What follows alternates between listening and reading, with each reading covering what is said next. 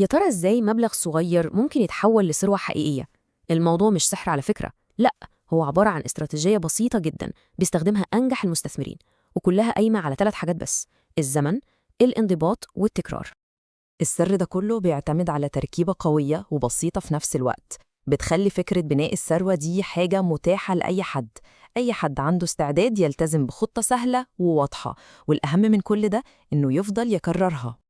طيب عشان نعرف قد إيه الفكرة دي عظيمة، كفاية إن ألبرت أينشتاين بنفسه وصف أول وأهم عنصر فيها وقال عليه إنه الأعجوبة الثامنة في العالم. فخلونا بقى نفهم مع بعض إيه هي الأعجوبة دي بالظبط.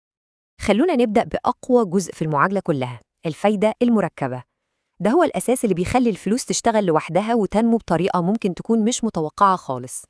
ببساطة شديدة، الفايدة المركبة معناها إن العائد اللي بيجي من استثمار معين هو نفسه بيرجع يجيب عائد جديد. يعني الفلوس بتولد فلوس، والأرباح اللي بتيجي بتولد أرباح جديدة. الموضوع ده بيعمل تأثير عامل زي كرة التلج اللي بتفضل تكبر وتكبر مع كل لفة. طيب الكلام النظري ده حلو، بس بالأرقام شكله إيه؟ بصوا على الفرق ده. لو افترضنا إن في 10,000 جنيه استثمروا بعائد 10% كل سنة، بعد 20 سنة بالفايدة البسيطة المبلغ ده هيوصل 30,000. لكن بالفايدة المركبة نفس المبلغ بيقفز لحوالي 67,000 جنيه، أكتر من الضعف. هي دي قوة الزمن لما يشتغل لصالحنا. نيجي بقى للجزء الممتع. إزاي ممكن نتوقع الفلوس دي هتاخد وقت قد إيه عشان تتضاعف؟ في أداة حسابية بسيطة جداً اسمها قاعدة ال72، بتخلينا نعرف الإجابة بسهولة.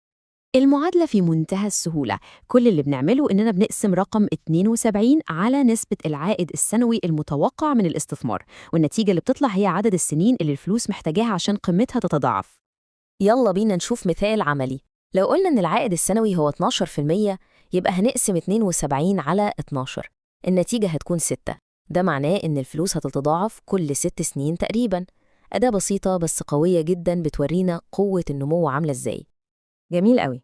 لحد دلوقتي عرفنا قوة الفايدة المركبة وإزاي ممكن نحسبها، بس السؤال الأهم، نطبق ده إزاي على أرض الواقع؟ هنا بقى بيجي دور استراتيجية الاستثمار التلقائي، أو اللي معروفة باسم DCE. في سؤال دايماً بيقلق ناس كتيرة جداً وبيخليهم يخافوا ياخدوا خطوة الاستثمار، وهو: يا ترى إمتى أحسن وقت أشتري فيه؟ الخوف من الشراء بسعر عالي بيشل حركة ناس كتير وبيخليهم ما يعملوش أي حاجة خالص. الحل للمشكلة دي هو استراتيجية اسمها متوسط التكلفة بالدولار.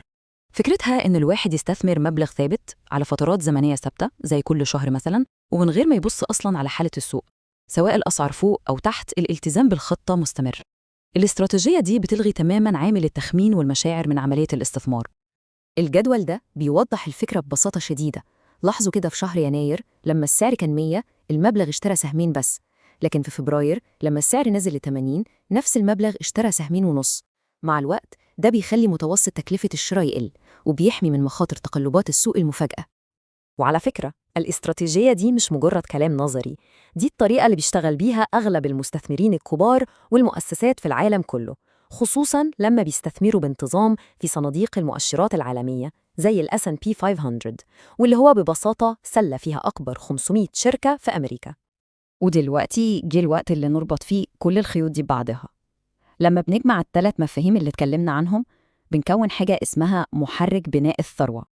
المعادلة الكاملة قدامنا أهي: استثمار ثابت ومنتظم زائد وقت كافي زائد قوة الفايدة المركبة.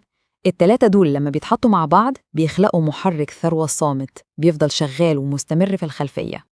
وأجمل حاجة في المحرك ده إنه بيشتغل في هدوء تام، مش محتاج متابعة كل يوم ولا قلق من طلوع ونزول السوق. كل اللي هو محتاجه هو الانضباط والصبر، وبمرور الوقت الزمن هو اللي بيكافئ الالتزام ده بنمو متصاعد ومركب.